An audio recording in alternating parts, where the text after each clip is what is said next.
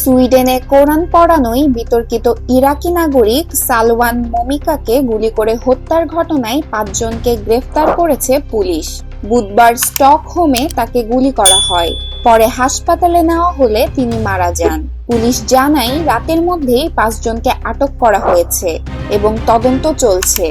38 বছর বয়সী মমিকা একাধিকবার কোরআন পড়ানোর ঘটনায় সমালোচনার মুখে পড়েন এবং তার বিরুদ্ধে জাতিগত উত্তেজনা ছড়ানোর অভিযোগ আনা হয়।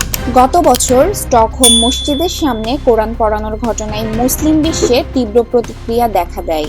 সুইডেনের সঙ্গে মধ্যপ্রাচ্যের সম্পর্কের অবনতি ঘটে।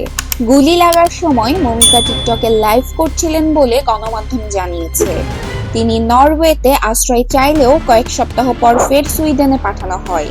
তার কোরআন অবমাননার ঘটনায় সুইডেনে বাক স্বাধীনতা বনাম সাম্প্রদায়িক উত্তেজনা নিয়ে বিতর্ক তৈরি হয়। প্রণতি রহমান